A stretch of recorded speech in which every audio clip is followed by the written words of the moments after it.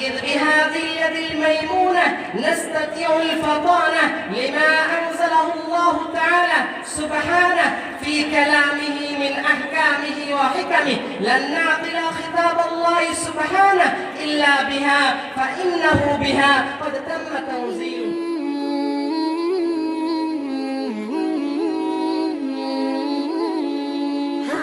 الحمد لله الذي قد أسبغ علينا النعم فعلمنا ما لم نعلم، ثم الصلاة والسلام على من ختمت به النبوة والرسالة، وعلى آله وأصحابه الغر المحجلين، وعلى من اتبعهم بإحسان حتى يرث الله الأرض ومن عليها.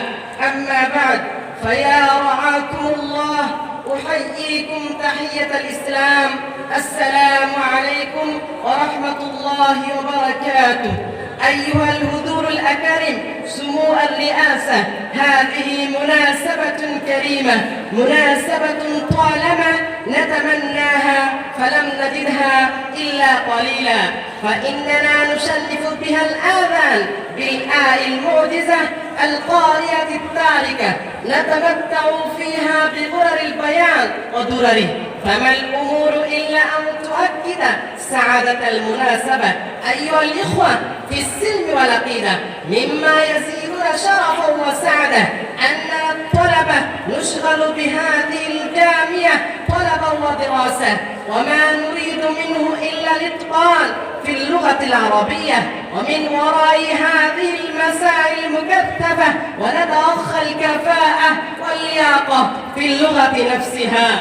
إذ بهذه اليد الميمونة نستطيع الفطانة لما أنزله الله تعالى سبحانه في كلامه من أحكامه وحكمه. لن نعقل خطاب الله سبحانه إلا بها، فإنه بها قد تم تنزيله، فلا السبيل إليه إرفانا إلا من خلال هذه اللغة. أيها الإخوة العفة، لا ولن ننغمس في القرآن بحر فنقتبس منه لآليا منظمة نسيجة في سنه وبهائه، لن نتمكن إلا بالتمكن من اللغة ذاتها. كيف الأمر رعاكم الله؟ كيف بدون هذه اللغة؟ وقد صرح الله عز وجل فقال: إنا أنزلناه قرآنا عربيا لعلكم تعقلون. فالقرآن قد نزل لسانا عربيا لعل العرب تفهم مدلولاته الأولية ومطوياته المبينة، ثم بالتوسل بهم نحن العجم. فليست الآيات فقط، بل الأحاديث والآثار أيضا تؤكد الحاجة إليها أيما تأكيد. فكما نجد سيدنا ومولانا محمدا صلى الله عليه وسلم نجده مفيدا. من يحسن أن يتكلم بالعربية فلا يتكلم بالعجمية، فإنه يورث النفاق. نجد محمد بن سعد يقول: ما بال المجوسية بعد الحنيفية، ثم كذا وكذا فهي كذب.